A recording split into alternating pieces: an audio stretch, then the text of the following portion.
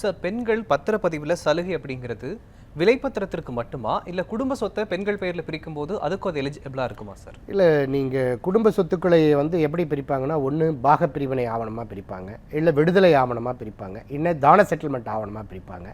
அந்த ஆவணங்களை பொறுத்த வரைக்கும் மதிப்புக்கு 1% முத்திரை தீர்வு, 1% பதிவு கட்டணம்.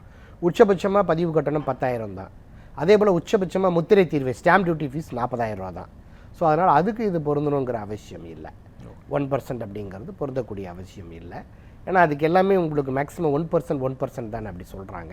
ஸோ அப்படி கொடுத்தாலும் அது பொருந்தினாலும் நல்ல தகவல் தான். பட் அது குறித்த தகவல்கள் இல்லை. ஸோ நம்ம அடுத்த செய்தியில் வேணால் அது சரியாக, ஏன்னா உங்களுக்கு வெறும் பெண்கள் பேரில் பண்ணால் மட்டும்தான். ஏன்னா குடும்ப உறுப்பினர்கள் வெறும் 4 பெண்கள் இருக்காங்க, 4 பெண்களுக்குள்ளவே பாகம் பிரிச்சுக்கிறாங்க அப்படின்னு சொன்னால் அந்த சொத்து ரேல 10 லட்சத்துக்குள்ளே இருந்ததுன்னா இந்த சலுகையை பெறறதுக்கு அவர்கள் தகுதியானவர்கள் தான். ஆனால் ஆண் சேர்ந்துட்டாருன்னு சொன்னால் அதில் அந்த குடும்ப விடுதலை ஆவணத்திலேயோ, குடும்ப பாகப்பிரிவினை ஆவணத்திலேயோ, குடும்ப செட்டில்மெண்ட் ஆவணத்திலேயோ, ஏற்பாடு ஆவணத்திலேயோ ஒரு ஆண் அங்கே சேர்ந்துட்டாருன்னு சொன்னால் அது எலிஜிபிலிட்டி கிடைக்காது. ஸோ பெண்கள் மாத்திரமே இருக்கும் பொழுது கண்டிப்பாக இது நீங்கள் சொல்கிற விஷயம் நல்ல விஷயம். அதுக்கு அது தகுதியானவர்களாக தான் இருப்பாங்க. அரசு அதை கவனத்தில் கொண்டு அதுக்கான சரியான ஒரு கைட்லைன் வழிகாட்டியை கொடுக்கும்னு நினைக்கிறேன்.